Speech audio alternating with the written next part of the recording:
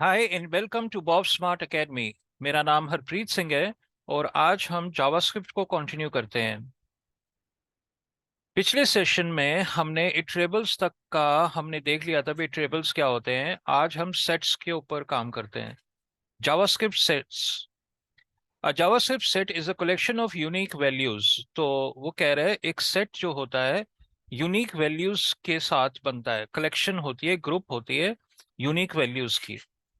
तो ये मेथड्स हैं उधर सेट को ऐड करना, डिलीट करना, एक नया सेट बनाना। तो न्यू सेट करके हम जैसे न्यू डेट करते हैं, जैसे न्यू कंस्ट्रक्ट जो होता है न्यू, तो उसको यूज करके हम एक नया सेट बनाते हैं, न्यू सेट। ऐड करना, अगर एक एलिमेंट को ऐड करना उसमें उसमें वैल्यू ऐड करनी, तो हम इस मेथड को यूज करते हैं। डिलीट, अगर हमने कुछ रिमूव करना है। हैज, हमने देखना है कि उसमें कुछ है या नहीं, फाइंड आउट करना है कि अगर कोई वैल्यू है या नहीं। तो अगर ट्रू है तो वो वैल्यू एग्जिस्ट करती है। फॉर ईच, वो एक लूप लगाता है, एक एक एलिमेंट को पढ़ता है और उसमें अगर हमने एक फंक्शन इसके अंदर डाला तो उस फंक्शन को कॉल करेगा हर बारी, हर वैल्यू के साथ। वैल्यूज, उसके जो वैल्यूज हैं उसको रिटर्न करता है। यही एक और प्रॉपर्टी है उसकी, साइज। तो वो बताता है कि इसके अंदर कितने एलिमेंट्स हैं, कितनी वैल्यूज है। तो अब आते हैं how to create a set. You can create a JavaScript set by passing an array new set, या create a new set and use add to add values. तो दो तरीके से हम सेट को बना सकते हैं, एक तो न्यू सेट करके और फिर उसके अंदर मेथड को ऐड मेथड करके उसके अंदर हम वैल्यूज डाल सकते हैं। तो अब सेट के अंदर हम वेरिएबल्स भी डाल सकते हैं। तो इधर वो भी ये लिखा हुआ है कि न्यू सेट से हम क्रिएट करेंगे और ऐड मेथड से हम वेरिएबल्स को भी उसके अंदर डाल सकते हैं। तो एक एक करके देखते हैं कि कैसे बनता है।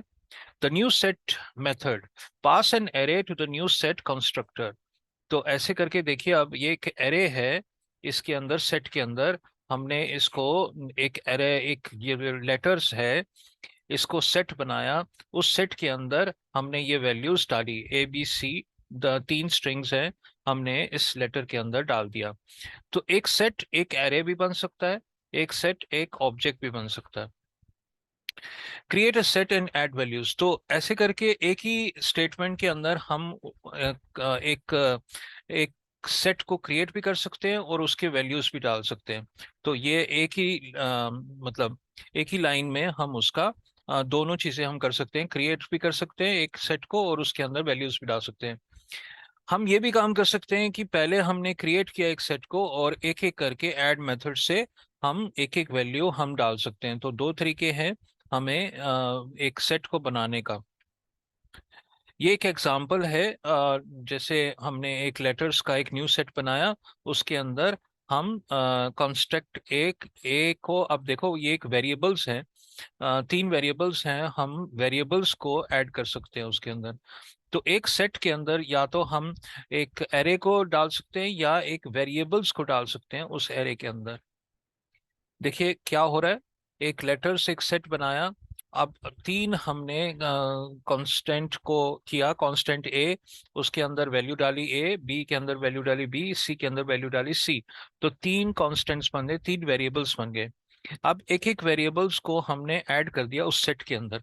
लेटर्स एक सेट है, उसके अंदर हमने ए बी सी को, वेरिएबल्स को हमने ऐड कर दिया। तो हम ऐसे करके हम ऐड कर सकते हैं वेरिएबल्स को। ऐसे ही if you add equal elements only the first will be saved. तो वो कह रहा है कि अगर हमने कोई इक्वल एलिमेंट्स, क्योंकि सेट के अंदर यूनिक एलिमेंट्स जाते हैं। अब देखिए ये जो ए बी तो ऐड हो गया, अब सी जो ऐड हुआ, अब दोबारा सी को ऐड नहीं करेगा। कहता है only first will be saved. तो एक ही सेव होगा, मतलब इसमें अभी तीन वैल्यूज ही जाएंगी, ये बाकी की जो हैं नहीं जाएंगी इसके अंदर। क्यों? क्योंकि वो यूनिक वैल्यू ही लेता है, सेट के अंदर यूनिक वैल्यू लेता है।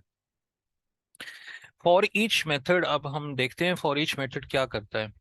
तो फॉर ईच मेथड में हम एक फंक्शन को डाल सकते हैं, ये देखिए ये एक फंक्शन है, इसके अंदर हमने for each method letters dot for each किया, ब्रैकेट ओपन किया, एक फंक्शन बनाया। अब हर बारी, अब कितनी बारी ये पढ़ेगा, उसके अंदर तीन वैल्यूज हैं A B C। For each तीन बारी चलेगा और हर एक बारी एक एक वैल्यू को डालेगा। पहली बारी A को डालेगा इसके अंदर, इस फंक्शन के अंदर। और देखिए ये जो टेक्स्ट है, ये जो टेक्स्ट है पहले हमने एम्प्टी लिया।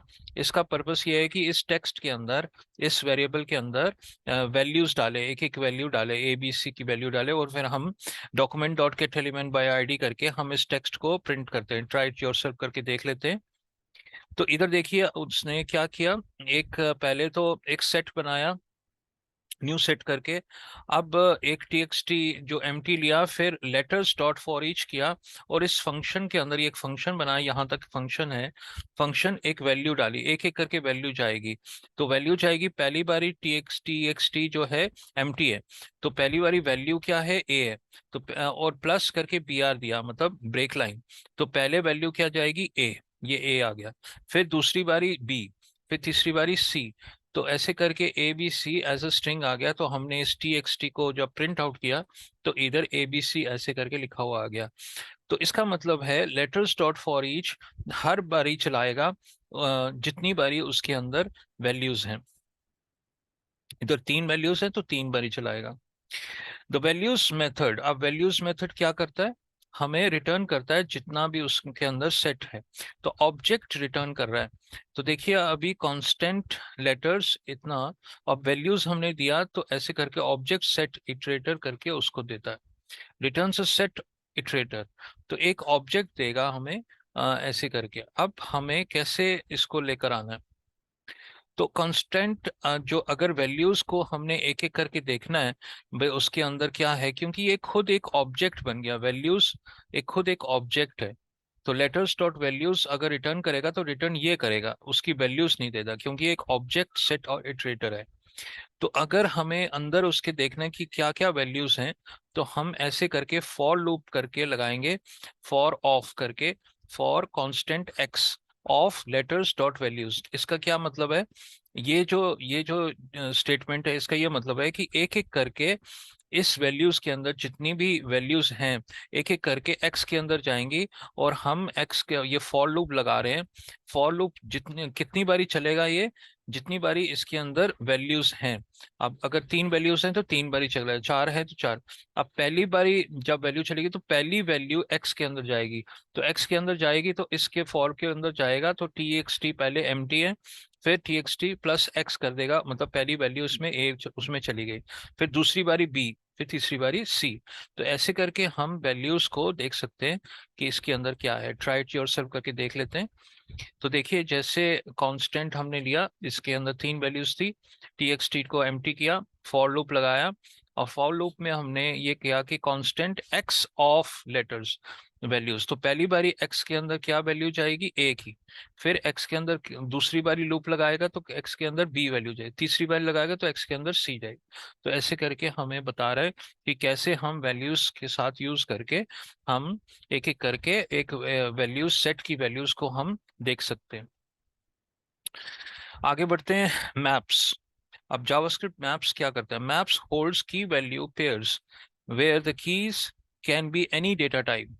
तो मैप क्या कर रहा है, ऑब्जेक्ट देखो, एक ऑब्जेक्ट है जिसके अंदर की और वैल्यू आती है। मैप भी उसी तरह का है, बट मैप के अंदर डेटा टाइप, कोई भी डेटा टाइप जा सकता है। अब map remembers the original insertion order of the keys. तो इधर हमें ऑर्डर ऑफ द कीज मिलती हैं, पता लगता है कि इसमें अंदर कैसे हैं वैल्यूज। तो अब इसके मेथड्स क्या क्या हैं, जैसे कि हमने न्यू सेट किया था ऐसे ही न्यू मैप्स करके हम एक मैप को क्रिएट कर सकते हैं। अब सेट करने का उधर ऐड था, इधर सेट था, the set the values values of the key in the map. तो ऐसे सेट करके हम वैल्यूज उसके अंदर डाल सकते हैं। गेट, हमने देखना है कि उसके अंदर क्या क्या वैल्यूज हैं, गेट से हम देख सकते हैं। डिलीट डिलीट कर सकते हैं। हैज हैज भी वैसे ही है जैसे फाइंड करने का है, तो फाइंड उधर भी था, सेट में भी था, ऐसे ही मैप्स के अंदर है। फॉर ईच हमारे पास सेट के अंदर भी था, इसके अंदर भी है, मतलब एक एक वैल्यू हम उठाएंगे और देखेंगे उसके अंदर क्या क्या वैल्यूज हैं। तो वो फॉर ईच एक फंक्शन उसके अंदर डालेंगे तो हम कुछ ऑपरेशंस कर सकते हैं उसके अंदर। Entries returns an iterator with the key value pairs in the map. तो एंट्री जैसे उधर वैल्यूज था वैसे इधर एंट्रीज है, तो उसके अंदर क्या क्या है वो हम इधर एंट्रीज से निकाल सकते हैं। ऐसी प्रॉपर्टी है, प्रॉपर्टी उसकी साइज है। साइज मतलब बता देगा उसके अंदर कितने हैं, 4 हैं या 5 हैं, वैल्यूज कितनी वैल्यूज हैं। अब जैसे कि हमने सेट को क्रिएट किया तो हम मैप को भी क्रिएट कर सकते हैं, कैसे, न्यू मैप करके। और फिर हम इसके अंदर मैप डॉट सेट करके उसके अंदर वैल्यूज डाल सकते हैं। देखिए जैसे एक एक करके भी हम डाल सकते हैं या इकट्ठा भी डाल सकते हैं।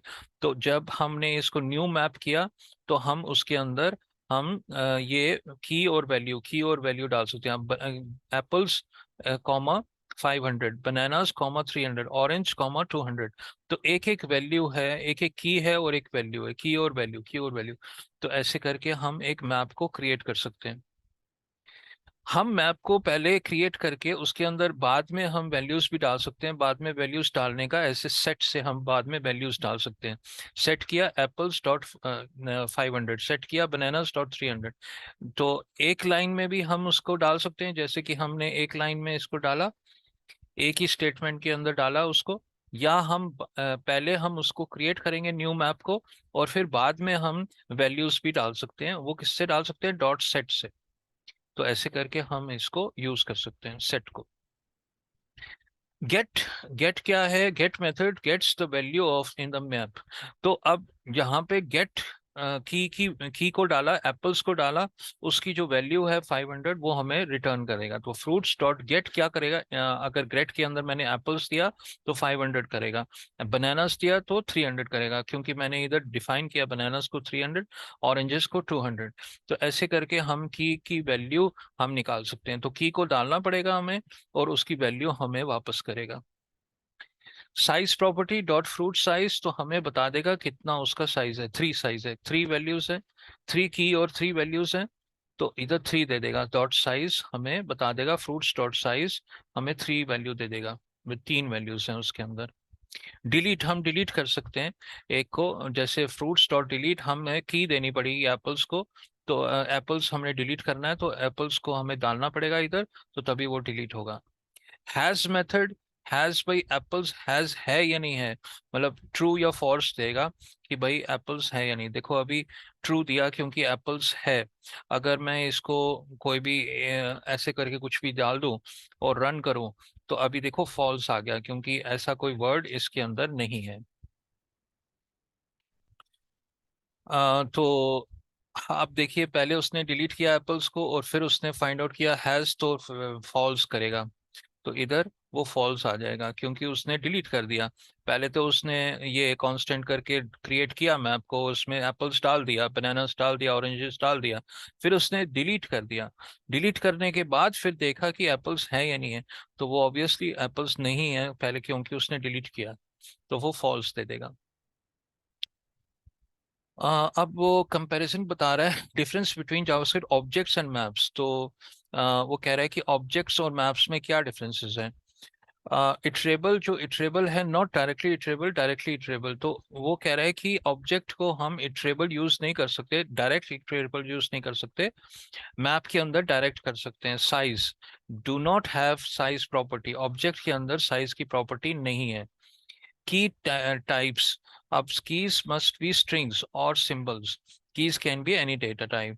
तो वो कह रहा है कि वहाँ ऑब्जेक्ट के अंदर हमने देखा होगा, याद करो या प्रीवियस मेरी वीडियोस को देख लो, तो जब ऑब्जेक्ट को हमने क्रिएट किया तो वहां पे हम स्ट्रिंग नहीं डाल सकते, स्ट्रिंग डाल सकते ना, एफ नेम करके हमने लिखा, या हमने सिंबल लिख किया ऑब्जेक्ट के अंदर। पर मैप्स के अंदर हम कोई भी डेटा टाइप को यूज कर सकते हैं। Key order, keys are not well ordered. तो वो कह रहा है कि ऑब्जेक्ट के अंदर ऑर्डर्ड नहीं है, हमें सॉर्ट करना पड़ता है। इधर keys are ordered by insertion, तो वो ऑर्डर ऑर्डर उसका आ जाता है। Default, have default keys, do not have default keys.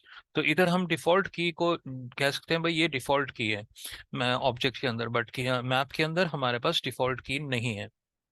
आगे बढ़ते हैं फॉर ईच मेथड। अब फॉर ईच मेथड जैसे कि सेट के अंदर था या किसी पहले भी हमने वेरिएबल्स और स्ट्रिंग्स को हमने देखा था, एरेस के अंदर भी फॉर ईच चलता है। ऐसे ही मैप्स के अंदर हमारा फॉर ईच चलता है। तो ऐसे करके हम फ्रूट्स जो हमारा मैप है उसके अंदर फॉर ईच करके हम एक फंक्शन को डाल सकते हैं, और फंक्शन वो हर बारी चलेगा जितनी बारी उसके अंदर मैप के अंदर वैल्यूज हैं। तो वो यहाँ पे वो वैल्यू और की लेगा। तो दो चीजें हैं उसके अंदर, मैप के अंदर, एक वैल्यू है एक की है। तो इसके अंदर वो डालेगा, तो ऐसे करके हमें मिल सकता है, लूप के अंदर जा सकते हैं। ट्राई इट योरसेल्फ करके देख लेते हैं।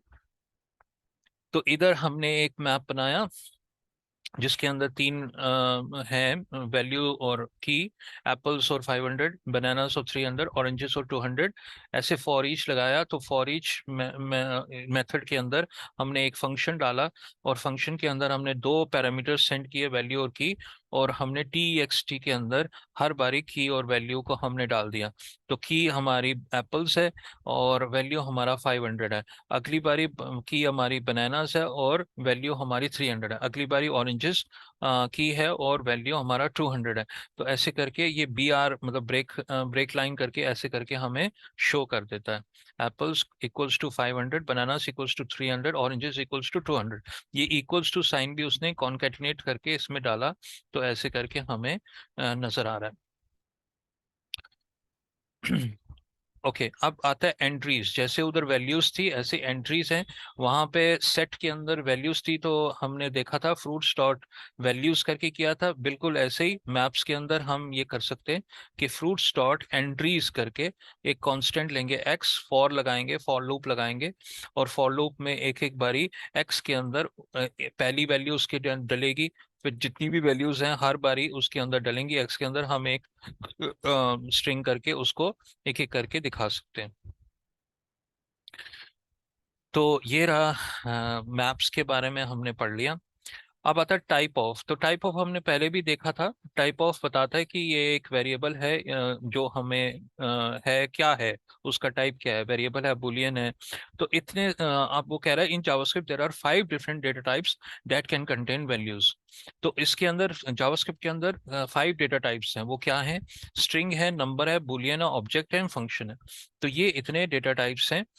तो वो टाइप ऑफ जो है अब वो ऑब्जेक्ट्स के अंदर 6 टाइप्स हैं। खुद ऑब्जेक्ट जो है एक डेटा टाइप है, बट खुद ऑब्जेक्ट के अंदर बड़े सारे टाइप्स हैं। वो क्या है? एक खुद एक ऑब्जेक्ट है, फिर डेट है, एरे है, स्ट्रिंग है, नंबर है और बुलियन है। तो जब वो टाइप ऑफ हमें देता है और टाइप ऑफ हम डालते हैं, तो वो ऑब्जेक्ट ही देगा, उसको नहीं कहेगा वो एरे है, क्योंकि वो एक ऑब्जेक्ट डेटा टाइप है। और फिर उसके बाद वो कह रहा है two data types that cannot contain values. जो वैल्यूज के अंदर उसके अंदर नहीं है, वो क्या है? एक नल है और एक अनडिफाइंड है। तो ये भी एक डेटा टाइप है, बट उसके अंदर वैल्यूज नहीं है। तो टाइप ऑफ ऑपरेटर क्या करता है? You can use the type of operator to find the data type of the JavaScript variable. तो वो कह रहा है कि ये देखो, अब इतने ही, अब देखो जैसे इसको भी, इसको तो उसने स्ट्रिंग क्या, इसको नंबर कह दिया, इसको भी उसने नंबर कह दिया क्योंकि नॉट नंबर है, इसको उसने बुलियन कह दिया क्योंकि या तो ट्रू है या फॉल्स है। अब इसका ये देखो, ये एक एरे है, ये 1 2 3 4 एक एरे है, बट इसको उसने ऑब्जेक्ट ही कहा, क्योंकि टाइप ऑफ जो है वो आपका डेटा टाइप देता है, ना कि ऑब्जेक्ट के अंदर। खुद एक ऑब्जेक्ट के अंदर बड़े सारे टाइप्स हैं, उनको नहीं देता। सिर्फ वो ऊपर का बताता है कि वो स्ट्रिंग है, नंबर है, बुलियन है या ऑब्जेक्ट है, फंक्शन है। इसमें एरे नहीं है, इसमें फंक्शन, इसमें एरे नहीं है, नंबर बुलियन भी नहीं है। बुलियन तो है, बट एरे के अंदर, ऑब्जेक्ट के अंदर डेट डेट है, एरे है। तो डेट और एरे को नहीं बताता, वो सिर्फ उसको ऑब्जेक्ट ही कहता है। अगर एरे है या डेट है, उसको वो ऑब्जेक्ट ही बताता है। ये तो ऑब्जेक्ट है ही है, तो इसको ऑब्जेक्ट बता रहा है। अब न्यू डेट किया तो उसको भी ऑब्जेक्ट बता रहा है, फंक्शन किया तो फंक्शन बता रहा है। अगर माई कार किया तो माई कार में अगर हमने कोई डिफाइन नहीं किया था उसके अंदर, तो उसको अनडिफाइंड दिखा रहा है। नल को भी वो ऑब्जेक्ट दिखा रहा है। तो ऐसे करके टाइप ऑफ हमें ये बता रहा है कि वो क्या है। तो हम ये हमने पढ़ लिया है इसके बारे में। Primitive data. A primitive data value is a single simple data value with no additional properties and methods. तो primitive data value is a single simple data value. तो वो कह रहा है कि प्रिमिटिव डेटा क्या होता है, उसके अंदर ना तो वो प्रॉपर्टीज हैं ना मेथड्स हैं। तो वो क्या है, the type of operator can return one of these primitive types. तो वो कह रहा है कि रिटर्न करता है सिर्फ टाइप ऑफ स्ट्रिंग रिटर्न करता है, नंबर, बुलियन या अनडिफाइंड। तो वो प्रिमिटिव हो गया। क्योंकि उसका टाइप ऑफ डॉट हम कुछ यूज नहीं कर सकते, टाइप ऑफ वैल्यूज कुछ यूज, मेथड नहीं है उसके अंदर, प्रॉपर्टीज भी नहीं है। वो सिर्फ यही रिटर्न करता है, या तो स्ट्रिंग, नंबर, बुलियन और अनडिफाइंड। तो प्रिमिटिव डेटा का ये मतलब। कम्प्लेक्स डेटा आप आता है, the type of operator can return one और टू कम्प्लेक्स टाइप्स। तो वो ये देखो, अब फंक्शन है और ऑब्जेक्ट है, ये कम्प्लेक्स है, क्योंकि यहाँ पे स्ट्रिंग, नंबर, बुलियन और अनडिफाइंड ये सिंपल है। सिंपल है मतलब स्ट्रिंग है, एरे उसके अंदर नहीं है, ना ही डेट है। तो ये नंबर है, स्ट्रिंग है, बुलियन है, बुलियन सिर्फ ट्रू और फॉल्स देता है, अनडिफाइंड अनडिफाइंड सिर्फ देता है। तो वहां पे कम्प्लेक्स डेटा में क्या आता है, फंक्शन आता है, ऑब्जेक्ट आता है। तो अब वो कह रहा है कि type of operator returns objects for objects, arrays and null. तो ऑब्जेक्ट टाइप ऑफ क्या रिटर्न करता है, अगर वो एरे भी है तो उसको ऑब्जेक्ट करता है, अरे अगर वो नल भी है उसको भी ऑब्जेक्ट करता है, तो ऑब्जेक्ट्स हैं उसको भी ऑब्जेक्ट करता है। अब अगर वो एक फंक्शन है तो return does not return object for functions, तो वो फंक्शंस को ऑब्जेक्ट नहीं लेता, वो खुद फंक्शंस को फंक्शंस ही कहता है। तो देखो यहाँ पे टाइप ऑफ फंक्शन है तो रिटर्न्स फंक्शन, तो वो उसको तो ले लेता है, बट एरे, ये जो ऑब्जेक्ट है उसको कहता है ऑब्जेक्ट, बट एरे को भी ऑब्जेक्ट ही कहता है और नल को भी वो ऑब्जेक्ट ही कहता है। तो इन दोनों चीजों को या डेट को वो ऑब्जेक्ट ही कहता है, एरे या नल या डेट नहीं कहता। The data type of is not a variable. The type of operator is not a variable. It is an operator. Operators plus minus star divide do not have any data type. तो वो कह रहे हैं type of क्या है, type of एक operator है, तो वो खुद उसका कोई डेटा टाइप नहीं है। वो खुद सिंबल्स हैं, या तो एडिशन करने के लिए, सब्ट्रैक्शन या मल्टीप्लिकेशन या डिवीजन। तो इनका ऑपरेटर्स का कोई डेटा टाइप नहीं होता। तो इसके लिए टाइप ऑफ का भी कोई ये एक वेरिएबल नहीं है, वो डेटा टाइप उसका नहीं हो सकता। But the type of operator always returns a string containing the type of the operator. वो कह रहा है कि टाइप ऑफ क्या रिटर्न करता है, वो एक स्ट्रिंग ही रिटर्न करता है, कि या तो वो स्ट्रिंग है या वेरिएबल है या बुलियन है, कुछ एक रिटर्न चीज करता है। वो जो रिटर्न करता है वो एक स्ट्रिंग होती है। The constructor property. The constructor property returns the constructor function for all JavaScript variables. तो अब जहां पे ये एक कंस्ट्रक्टर उसका बता देता है कि ये कंस्ट्रक्टर है या नहीं है। जॉन डॉट कंस्ट्रक्टर किया तो return function string native code. अब वो यहाँ पे ऐसे करके बता देगा भाई इसका जो कंस्ट्रक्टर है वो क्या है, स्ट्रिंग है, इसका वो नंबर है। जो अंदर जावास्क्रिप्ट के अंदर नेटिव कोड है, मतलब अंदर हमने नहीं बनाया हुआ है, जावास्क्रिप्ट ने खुद ने दिया हुआ है। तो नेटिव कोड उसका बुलियन है। इधर मतलब जैसे फॉल्स डॉट कंस्ट्रक्टर दिया, भाई इसका कंस्ट्रक्टर मतलब इसका बनाने वाला कौन है, तो वो बता रहा है कि बुलियन है। बुलियन एक फंक्शन है उसके अंदर, जावास्क्रिप्ट के अंदर। वो इसको फॉल्स को बनाया उसने, कंस्ट्रक्टर ये एक एरे है। अब देखो यहाँ पे उसने कंस्ट्रक्टर ने बता दिया कि ये एक एरे है, या ये ऑब्जेक्ट है, या ये डेट है। तो ऐसे करके कंस्ट्रक्टर बता देता है कि हमारा वो जो स्ट्रिंग या बुलियन या कुछ भी है उसका वो कंस्ट्रक्टर कौन है, उसका बनाने वाला कौन है। You can check the constructor property to find out if an object is an array contain the word array. तो वो कह रहा है कि टाइप ऑफ में तो हमें पता नहीं लगता ना कि वो एरे है या डेट है, बट कंस्ट्रक्टर से हमें पता लग सकता है। तो आप कंस्ट्रक्टर यूज कर सकते हो कि पता लगाने के लिए कि वो एक एरे है या डेट है या फंक्शन है। तो ऐसे करके हम इसको यूज कर सकते हैं कंस्ट्रक्टर को। You can check the constructor property to find out if an object is an array containing the word array. तो वो कह रहा है ऐसे करके एरे को हम यूज कर सकते हैं। तो ऐसे एक और फंक्शन हम बना सकते हैं, इस एरे माई एरे करके हम देख सकते हैं उसके अंदर क्या है। तो वो अगर तो वो देखो रिटर्न किया उसने माई array constructor dot to string करके इंडेक्स ऑफ एरे लिया। तो अगर वो ग्रेटर देन -1 है तो वो, अब एक बार इसको ट्राई टू योरसेल्फ करके देख लेते हैं। तो वो क्या कह रहा है कि अगर ये ग्रेटर देन -1 है तो वो इसको ट्रू रिटर्न करे। तो वो ये जो फ्रूट्स इस एरे हमने इसके अंदर ये एरे एरे है, तो वो जाकर इसको देखता है कि ये एक एरे है या नहीं है। तो जो कंस्ट्रक्टर है वो हम स्ट्रिंग करके भी डाल सकते थे एरे को, बट उसने यहाँ पे इंडेक्स ऑफ यूज किया। और -1 मतलब अगर तो वो 1 है, तो वो इक्वल्स टू 1 भी कर सकते थे इसको।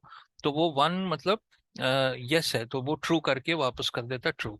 अगर वो एरे नहीं होता तो वो फॉल्स कर देता। तो ऐसे करके यहाँ पे हम कंस्ट्रक्टर को यूज कर सकते हैं, टाइप ऑफ के बजाय हम कंस्ट्रक्टर को यूज कर सकते हैं। और even simpler, you can check if the object is an array function. तो वो कह रहा है कि 3 इक्वल्स टू से भी हम इसको चेक कर सकते हैं कि वो एक एरे है या नहीं है। तो ऐसे करके एक फंक्शन इस एरे बनाया, माई एरे। अब माई एरे को हमने सेंड किया, वो पहले हमने डिफाइन किया होगा एक एरे को, माई एरे को। अब my array dot constructor equal equal equals to, मतलब 3 इक्वल्स टू डाला। 3 इक्वल्स क्या करते हैं, वैल्यू को भी चेक करता है और वो टाइप ऑफ को भी चेक करता है। तो कंस्ट्रक्टर उसके अंदर अगर एरे है, ऐसे करके एरे लिख दिया, तो वो यस करेगा, ट्रू करेगा अगर वो एरे है। You can check the constructor property to find out if an object is a date or not। तो वैसे ही जैसे हमने array देखा, वैसे ही हम date को भी देख सकते हैं कि वो date है या नहीं है। तो या तो ये ऐसे यूज करें या ये माइनस ग्रेटर देन -1 करके यूज करें। तो हम डेट को भी देख सकते हैं वो डेट है या नहीं। ऐसे ही undefined, in JavaScript variable without a value has the value undefined. मतलब अगर उसके अंदर हमने कोई वैल्यू नहीं दिया, वेरिएबल के अंदर हमने सिर्फ माई कार या ऐसे करके डिफाइन कर दिया, उसके अंदर कोई वैल्यू नहीं दिया, तो वो क्या करता है, उसको अनडिफाइंड ले लेता है। तो जैसे जैसे हमने लेट कार किया, तो कार हमने इक्वल्स टू कोई डाला नहीं उसके अंदर, वॉल्वो या कुछ भी डाला नहीं, तो वो उसको अभी तक यहाँ तक हमने टाइप ऑफ लिया तो उसको अनडिफाइंड कह देता है। Any variable can be emptied by setting the value to undefined. The type of will also be undefined। तो वो कह रहा है कि एनी वैल्यू को अगर हम कोटेशन में कोटेशन ओपन और कोटेशन क्लोज करें, तो वो उसको एम्प्टी कर देता है। बाय बाय सेटिंग, अब वो एम्प्टी भी करता था, बट इधर क्या कह रहा है, any variable can be emptied bye setting the value undefined. तो पहले अगर हमने कोई वैल्यू दी हुई है, उसको हम कहना चाहते हैं कि उसके कोई वैल्यू ना हो, तो उसको हम असाइन कर सकते हैं, कार इक्वल्स टू अनडिफाइंड करके कर सकते हैं, उसके अंदर से वो वैल्यू मिट जाएगी। तो ऐसे करके हम डाल सकते हैं।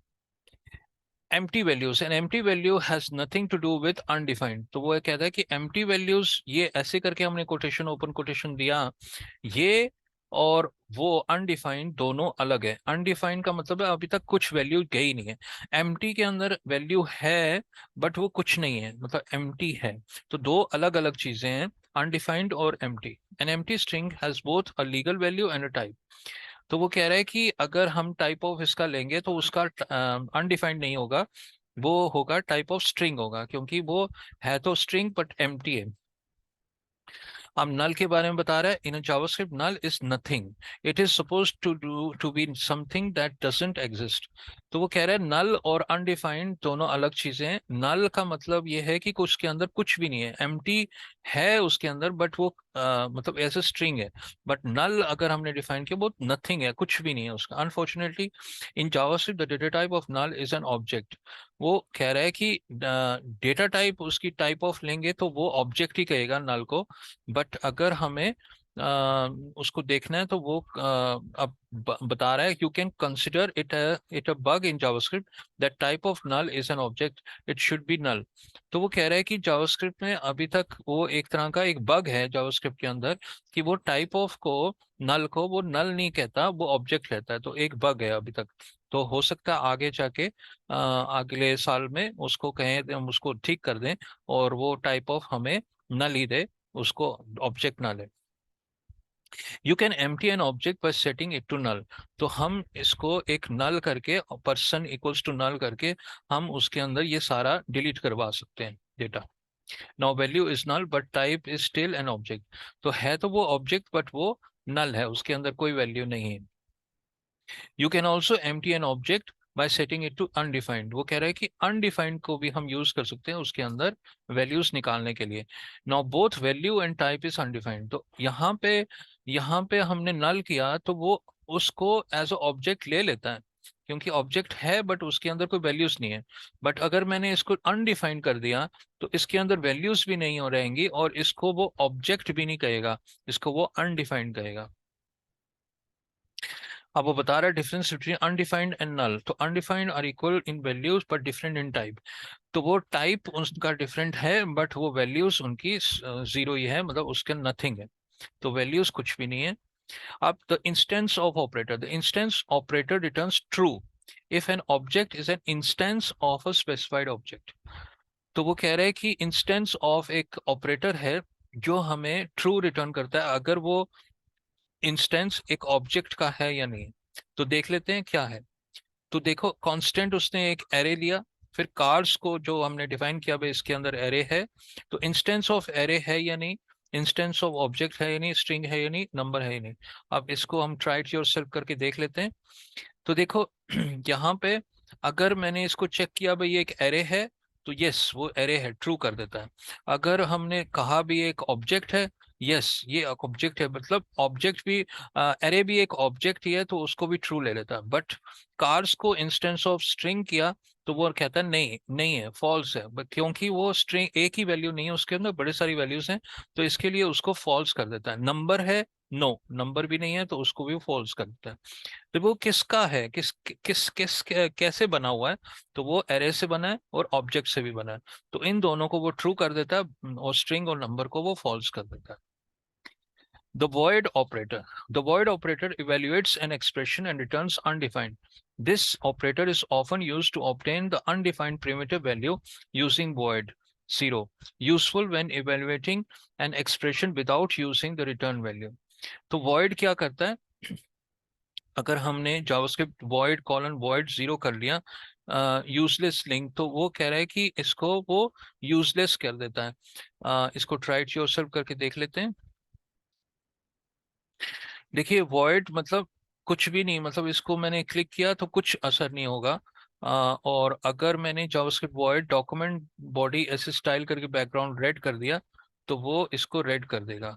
यूजलेस लिंक इसको कोई, वॉइड अगर मैंने जीरो कर दिया इसके अंदर, मतलब कुछ भी नहीं मेरे को चलाना है इसको, तो वॉइड यूज कर सकते हैं जीरो करके। अगर उसके अंदर वॉइड के अंदर मैंने कोई बैकग्राउंड मतलब कुछ एक्शन डालने की कोशिश की तो वो उसको एक्शन को एक्सिक्यूट कर देगा। तो वॉइड यहाँ पे ऐसे यूज कर सकते हैं। ज्यादा यूज नहीं होता वॉइड, मतलब कम ही यूज करते हैं हम वॉइड को। तो ऐसे हम एग्जाम्पल दिया हुआ है इसने वॉइड को यूज करना। ओके दोस्तों, आज के लिए बहुत है, हम अगले सेशन में आगे का नेक्स्ट का कंटिन्यू करेंगे। अगर तो आपको मेरी वीडियो अच्छी लगी हो तो kindly subscribe, like and share. And अगर आपको कोई फीडबैक या कोई क्वेरीज पूछनी हो तो कमेंट सेक्शन में पूछ सकते हैं, मैं पूरा कोशिश करूंगा जवाब देने के लिए। और अगर आपको रजिस्टर करना हो हमारे ऑनलाइन या ऑफलाइन क्लासेस को, आप हमें कॉल या व्हाट्सएप कर सकते हैं 8810571940। और आप रजिस्टर करके इसका कोई भी कंप्यूटर क्लासेस या एकेडमी क्लासेस को ज्वाइन कर सकते हैं। Thank you very much.